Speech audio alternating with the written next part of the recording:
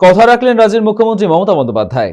আলিপুরদুয়ারে চা বাগানে স্কুল পড়ুয়াদের জন্য শুরু হলো চা বাগানের শিশু সাথী। পূর্বেই মুখ্যমন্ত্রী প্রতিশ্রুতি দিয়েছিলেন চা বাগানের পড়ুয়াদের আর রোদ বৃষ্টিতে মাথায় নিয়ে চা পাতা বহনকারী ট্রাক্টরে করে স্কুলে যেতে হবে না। সেই প্রতিশ্রুতি অনুযায়ী সম্পূর্ণ বিনামূল্যে ঝকঝকে ও আরামদায়ক বাস পরিষেবার ব্যবস্থা করা হয়েছে। মুখ্যমন্ত্রীর নির্দেশে শ্রম দপ্তর আলিপুরদুয়ার জেলার জন্য 5টি এবং জলপাইগুড়ি জেলার জন্য 6টি নতুন বাস ক্রয় করে। তবে কিছু কারিগরি কারণে বাস পরিষেবা চালু হতে বিলম্ব হয়। গত 3রা জানুয়ারি আলিপুরদুয়ারের মাঝের ডাবরি চা বাগান চা শ্রমিকদের সঙ্গে কথা বলতে গিয়েছিলেন এবং তাদের সমস্যার কথা শোনেন অভিষেক বন্দ্যোপাধ্যায়। সেখানেই তিনি আশ্বাস দেন খুব শীঘ্রই বাস পরিষেবা চালু হবে। তার প্রতিফলন হিসেবে শুরু হলো চা বাগানের শিশু সাথী প্রকল্প। জানা গিয়েছে বাসগুলি সরবরাহ করেছে শ্রম দপ্তর এবং এর রক্ষণাবেক্ষণ ও পরিচালনার দায়িত্বে থাকবে উত্তরবঙ্গ রাষ্ট্রীয় পরিবহন নিগম। মুখ্যমন্ত্রীর এই উদ্যোগে চা বাগান এলাকার পড়ুয়াদের স্কুল যাতায়াত সহজ ও নিরাপদ হওয়ায় খুশি অভিভাবকেরা। তারা মুখ্যমন্ত্রী মমতা বন্দ্যোপাধ্যায় এবং অভিষেক বন্দ্যোপাধ্যায়কে আন্তরিক ধন্যবাদ জানিয়েছেন।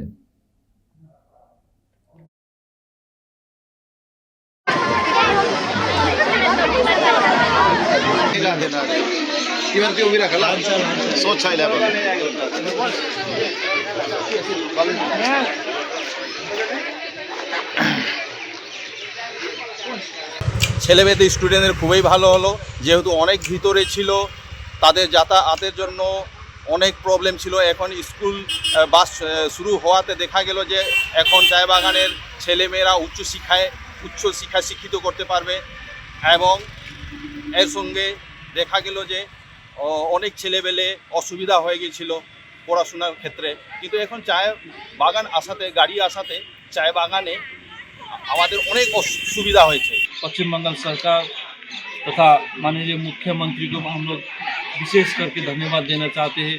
इसी प्रकार से हम लोग का यूथ आइकन एमपी सम्मानीय अभिषेक बनर्जी दादा को भी बहुत बहुत धन्यवाद देना चाहूँगा।